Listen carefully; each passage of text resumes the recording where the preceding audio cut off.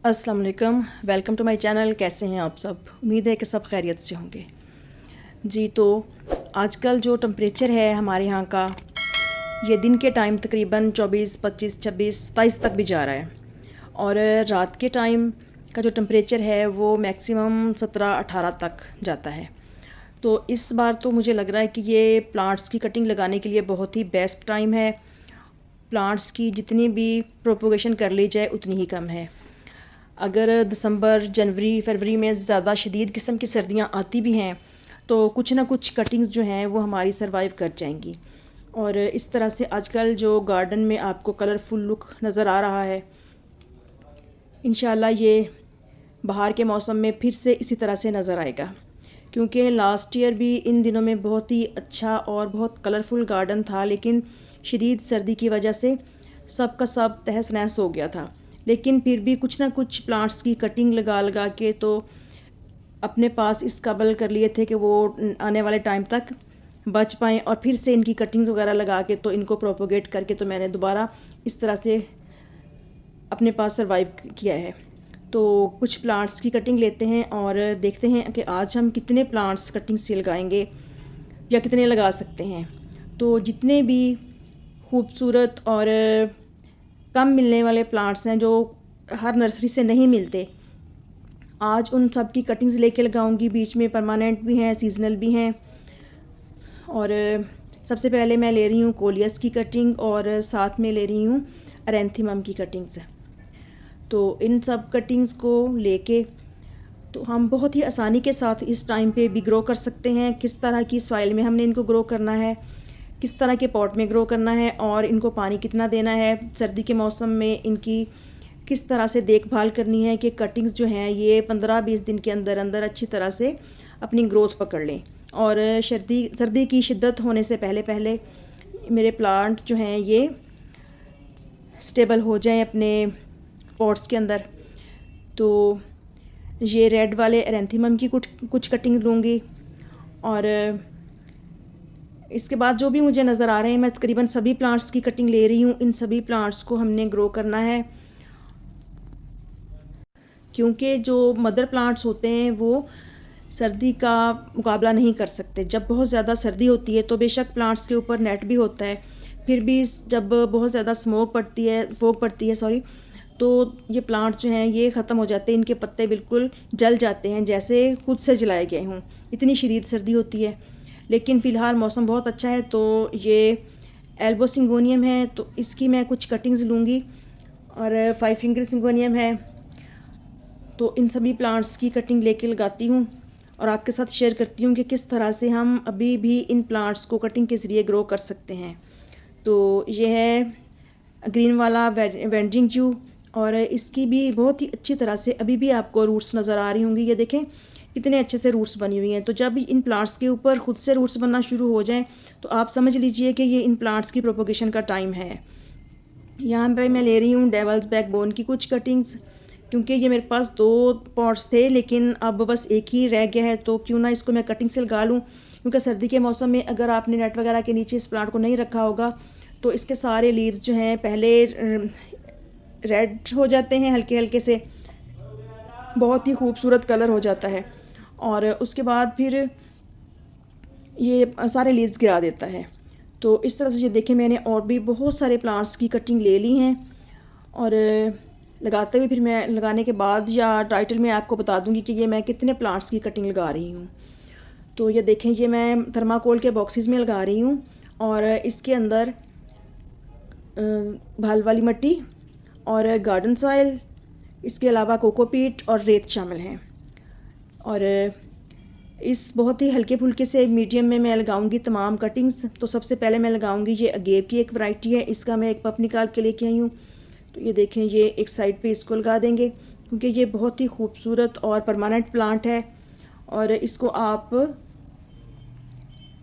Baby plant के ज़रिए बहुत ही आसानी से ग्रो कर सकते हैं। तो इसके बाद है डेवल्स बैकबोन और कोलियस की कुछ कटिंग्स। तो पहले लगाते हैं कोलियस। जितनी भी हमने कटिंग्स लेनी है जिनके साथ पत्ते हैं, तो डंडी के साथ जो पत्ते हैं नीचे वाले तकरीबन सब पत्ते रिमूव कर दूंगी और ऊपर वाले 4-5 जो लीव होंगे वो छोड़ दूंगी। और इन लीव्स को आपने बहुत ही एहतियात से कट करना है। हाथ से भी कर सकते हैं और सीज़र के साथ या नाइफ़ के साथ भी कर सकते हैं, ताकि बहुत नाजुक सी स्टेम्स भी ना टूटें कोलियस की, और नीचे से इनकी ब्रांचेस जो हैं ये इजी हो जाएं और बहुत ज़्यादा स्ट्रेस ना आए जब प्लांट अपनी रूटिंग स्टार्ट करना चाहे। तो किसी भी चीज़ के साथ आप मिट्टी के अंदर होल बनाते जाएं, क्योंकि मैंने पहले से पानी डाल रखा है मिट्टी के अंदर। तो अब मैं छोटी सीज़र के साथ ही होल बनाती जा रही हूँ और इन कटिंग्स को तकरीबन 2-2, 3-3 नोड एरियाज़ मिट्टी के अंदर करती जा रही हूँ। और इसी तरह से ये कोलियस की एक और वैरायटी है, इसकी भी मैं कटिंग लगा दूँगी। सेम मेथड है और बहुत ही आसानी के साथ 4 से 5 दिन के अंदर ये प्लांट अपनी रूटिंग स्टार्ट कर लेता है। बहुत ज़्यादा गर्मी या बहुत ज़्यादा सर्दी के मौसम में अगर आप लगा रहे हैं तो स्पेशली गर्मियों में ज़्यादा लगता है कि जैसे 2-3 दिन प्लांट थोड़ा मुरझाया मुरझाया है, लेकिन आजकल मौसम बहुत ही अच्छा है। दिन के वक्त भी टेम्परेचर जो है वो नॉर्मल रहता है और रात के टाइम हल्की हल्की सी ठंड होती है। तो नेट के नीचे ये प्लांट बहुत आसानी के साथ अपनी रूट्स बना लेंगे। और अब है ये देखें वेरीगेटेड वाला एरेंथीमम, इसके भी मैं नीचे वाले लीव्स ऐसे ही हाथ से रिमूव कर दूंगी या सीजर से कट करके। तो आप इनको मिट्टी के अंदर 2 से 3 नोड एरिया डाल दें और फिंगर की मदद से हल्का हल्का सा प्रेस कर दें ताकि कटिंग हिले ना। और जो भी प्लांट इनमें से आपको कहीं पे नज़र आए, पार्क में आए, कहीं स्कूल कॉलेज में आए, तो आप गार्डनर से पूछ के तो आप इनकी कटिंग ले लें, या अपने किसी फैमिली मेम्बर्स के साथ, फ्रेंड्स के पास अगर ये प्लांट हो तो शेयर कर लें। तो आप भी अपने प्लांट्स को इंक्रीज़ भी कर सकते हैं और इस मौसम में कटिंग के ज़रिए ग्रो करके अपने गार्डन को हरा भरा और ख़ूबसूरत बना सकते हैं। और बेस्ट यही होता है कि अगर आप इनको एक एक कटिंग को एक एक पॉट के अंदर लगाए तो। लेकिन मेरे पास इस टाइम पॉट्स बहुत ज़्यादा खाली नहीं है, चंद एक पॉट्स पड़े हुए हैं, उनके अंदर मैं विंटर के फ्लावरिंग प्लांट्स लगाना चाह रही हूँ। तो इसलिए मैंने सोचा कि आज का जो कटिंग का वीडियो है वो थर्माकोल के बॉक्सेस में प्लांट्स लगा के आपके साथ शेयर किया जाए, क्योंकि किसी भी चीज़ में आप कटिंग को लगा सकते हैं, चाहे वो थर्माकोल के बॉक्सेस हों, प्लास्टिक बोटल्स हों, क्ले पॉट्स हों, प्लास्टिक के पॉट्स हों। लेकिन बोटल्स और प्लास्टिक के पॉट्स के अंदर आपने पानी का ख़ास ख्याल रखना होता है। और ये है बेबी सन रोज़। बेबी सन रोज़ को आप लीव के ज़रिए भी प्रोपोगेट कर सकते हैं, लेकिन थोड़ा टाइम ज़्यादा लेता है। और इस तरह से कटिंग लेके उसके नीचे के लीव्स हटा लें और नोडेरियाज़ मिट्टी के अंदर दबा दें, तो आप देखेंगे कि कुछ ही दिनों के अंदर आपके प्लांट्स नई ग्रोथ स्टार्ट कर लेंगे। नेक्स्ट प्लांट है हमारा कैलनगोई क्लांचू प्लांट। तो इसको भी कटिंग के ज़रिए हम इजीली लगा सकते हैं। वैसे तो अब ये प्लांट जो है वो फ्लावरिंग पे आने वाले हैं, लेकिन कुछ कटिंग मैंने ली हैं ताकि आप भी अगर आपको कहीं ये प्लांट नज़र आए तो लेके ग्रो कर सकें। तो ये देखें, इस तरह से लगा के इसको प्रेस कर देना है। और इसके बाद मैं जो प्लांट लगाऊंगी वो है purple heart plant. Purple colour का ये खूबसूरत प्लांट आपके गार्डन में कलर ऐड करने के लिए बहुत ही ज़बरदस्त है और बहुत हार्डी प्लांट है। साल हा साल तक ये आपके पास चलता है और मेरे पास ये प्लांट तकरीबन 25-26 साल से चला आ रहा है। नेक्स्ट है नैंथेरा का प्लांट। तो ये देखिए, नैंथेरा की भी आप कटिंग भी लगा सकते हैं और इस तरह थोड़ा सा रूटेड पोर्शन लेके भी आप लगा सकते हैं। तो मैं इस तरह इन प्लांट्स को कटिंग के ज़रिए लगाती रहती हूँ। तो अपनी फ्रेंड्स वगैरह को गिफ्ट भी काफ़ी दफ़ा किए हैं और इसके बावजूद माशाल्लाह बहुत से प्लांट्स में इधर उधर जिनको ज़रूरत होती है उनको भी दे देती हूँ। फिर भी काफ़ी तादाद में मेरे पास प्लांट्स मौजूद होते हैं। तो ये कैरनगोई की एक और वैरायटी है। सकुलेंट्स जितने भी हैं इनको भी आप सर्दी के मौसम में आसानी से ग्रो कर सकते हैं, कटिंग के ज़रिए प्रोपोगेट कर सकते हैं, क्योंकि इनको ठंड का मौसम पसंद होता है। गर्मी के मौसम में गर्मी से बचाने में काफ़ी दिक्कत होती है सकुलेंट्स को। और इसके बाद है जी वेंडिंग च्यू ग्रीन वाली। तो इसके क्योंकि जड़ें वगैरह बनी हुई हैं ऑलरेडी, पहले से मैंने कटिंग लेते हुए आपको दिखाया है। तो इसको भी हम इस तरह बस अगर सॉइल के ऊपर रख के इसका जो सिरा है वो नीचे वाला मिट्टी में दबा दें तो ये प्लांट वहीं से अपनी ग्रोथ स्टार्ट कर लेता है। तो ये देखें, इस तरह से इस प्लांट को भी अगर आप छोटी से छोटी कटिंग लगाएंगे तो भी ग्रो हो जाएगा, और अगर बड़ी कटिंग होगी तो भी ये प्लांट चल जाएगा। तो इस तरह से बस थोड़ी थोड़ी सी मिट्टी इसकी जड़ों के ऊपर डाल देनी है और नीचे वाला जो सिरा है उसको मिट्टी में दबा देना है। तो इस तरह एक प्लांट से हम बेशुमार प्लांट्स बना सकते हैं। अगर कोई भी प्लांट एक बार आपके पास आ गया, जैसे ये देखें, ये मदर ऑफ थाउजेंड की एक वैरायटी है बड़े पत्तों वाली, तो ये भी बहुत ही आसानी से लग जाती है। इसको तो कटिंग से लगाने की नौबत भी नहीं आती। इसके एजिस पे बेशुमार बेबी प्लांट्स बनते हैं और वो जहाँ जहाँ गिरते हैं वहीं वहीं ये प्लांट बहुत ज़्यादा हो जाता है और बाज़ों का तो उखाड़ के फेंकना भी पड़ जाता है। तो ये है रोयो प्लांट। रोयो प्लांट भी आप कटिंग के ज़रिए इजीली ग्रो कर सकते हैं इस टाइम पे।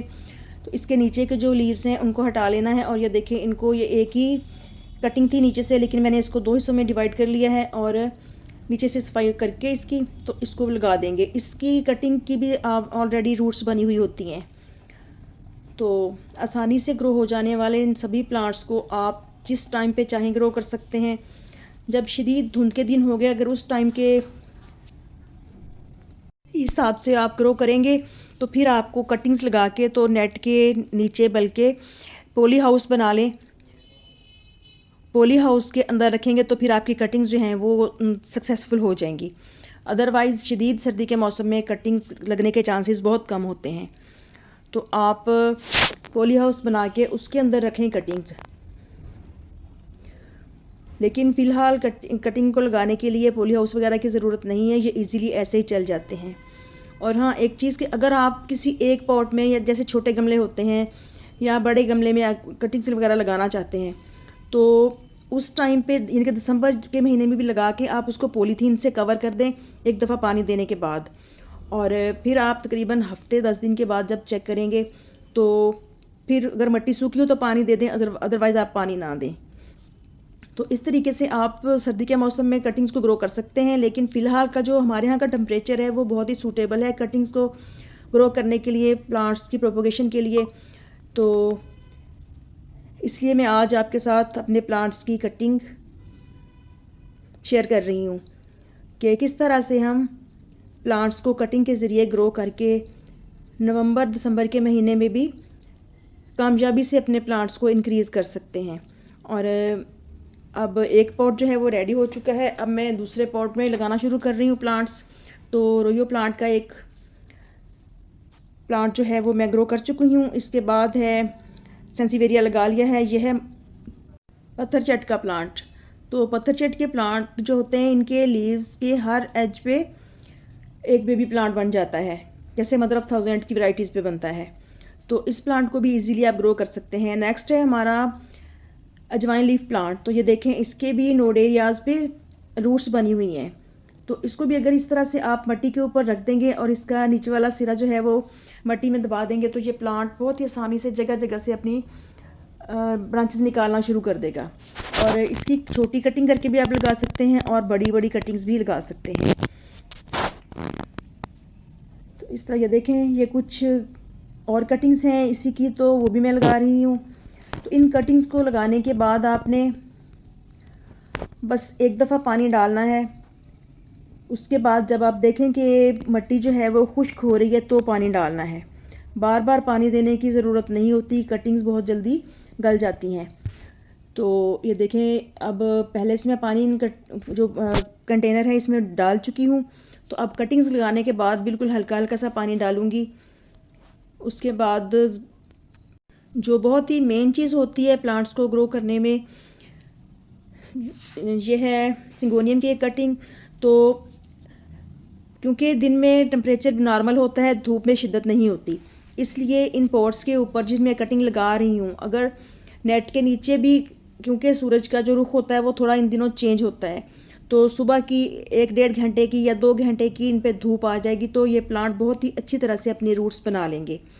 क्योंकि कोलियस जैसे नाजुक प्लांट के लिए अगर जब हम कटिंग लगाते हैं इस मौसम में तो धूप ज़रूरी होती है।